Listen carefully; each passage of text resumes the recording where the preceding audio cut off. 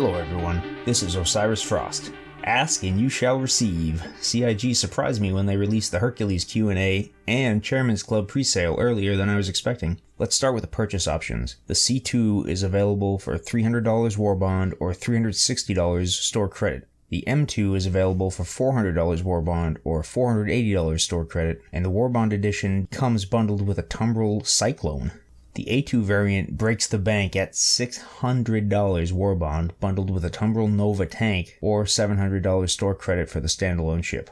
Once more, CIG is offering LTI on War Bond purchases only, signaling that this was no fluke on the Origin 100 series concept sale. However, there is also the Hercules Complete Pack, which offers one of each variant. This is available for $1,300 War Bond or $1,540 store credit, and since both of those are over the magic threshold of $1,000, you get LTI either way.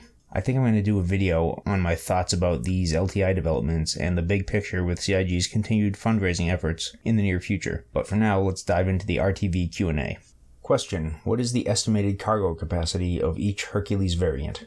Answer: the C2 has approximately 624 SCU of cargo, the M2 has approximately 468 SCU, and the A2 has approximately 234 SCU.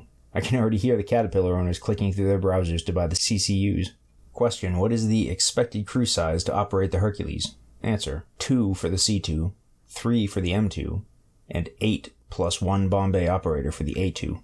Question: will the A2 variant still fit a tank? Answer: yes, it will fit 1 Tumbril Nova. Question: does the A2 variant still have a front and rear bay door?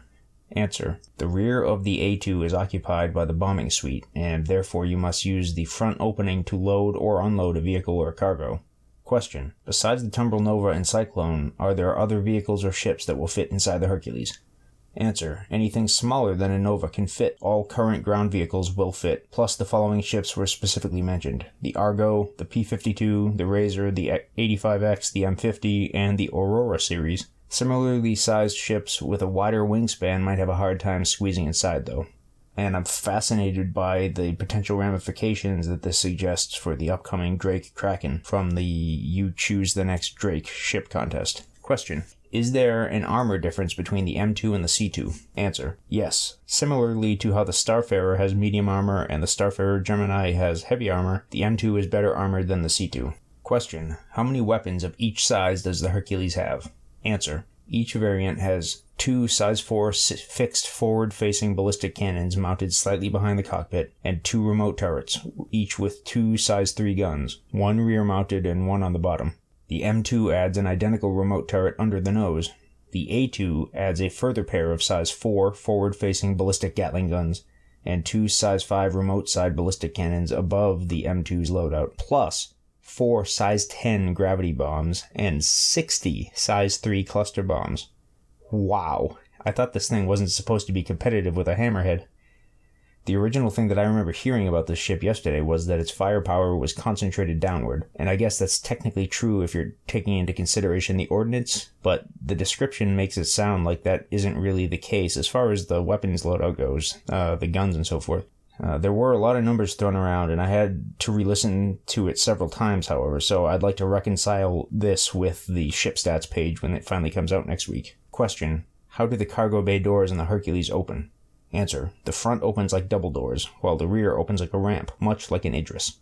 Question: can the Hercules hangar bay perform repair or maintenance operations on vehicles or ships docked inside of it? Answer: no. Question: can the A2 use torpedoes instead of bombs? Answer: no, it would have had to have been designed differently. Question: what is the expected range of the Starlifter?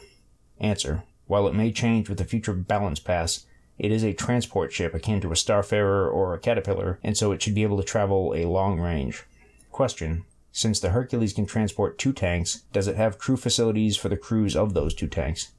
Answer: no. There are basic facilities only for the crew of the Starlifter itself. Question: how many tanks can fit in the M2? Answer: the M2 can still fit 2 Nova, but there is less room left over for extra cargo than there is with the C2.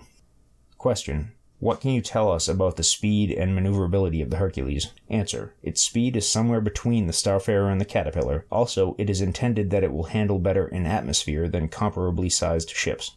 Question: are the weapons on the Hercules all ballistic, or are there any energy weapons? Answer: the size 3 turret guns are laser weapons on all variants. So as far as Q&As go, this was one of the better ones I've seen in a while. I'm very interested to hear what they come out with in the next one, particularly since Disco Lando punted on most of the ordnance-related questions. Overall, my impression of the ship so far is that it's very cool, but also fairly niche and overvalued price-wise. I will look hard at picking up an M2 with UEC, but I won't drop the cash for this one. Still, it's a very exciting concept that the community has been hungry for going back a while now, and it's good to finally see that CIG are listening to the demand. That's all for today's show. Thanks for watching. If you're new to Star Citizen, or you know someone who's thinking of playing, you or they can earn 5,000 UEC on your account by registering with my referral code, which you can find in the show notes down below. If you have any questions, feedback, or episode suggestions, go ahead and leave them in the comments. And if you haven't already, please be sure to like and subscribe. I'd really appreciate that. Thanks, and I'll see you next time.